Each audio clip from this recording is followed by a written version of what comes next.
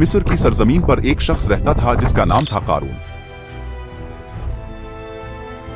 वो हजरत मूसा अलैहि अस्सलाम के जमाने का एक अमीर तरीन शख्स था। कहा जाता है कि इसके खजानों की चाबियां ही इतनी भारी थीं कि ताकतवर आदमियों का एक गिरोह उन्हें उठाने में थक जाता था।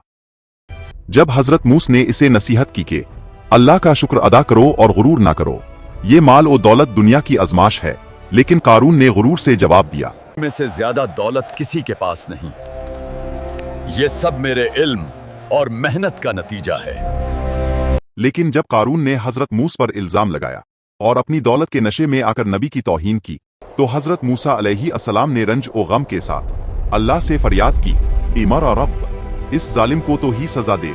अचानक जमीन ने लरजना शुरू किया।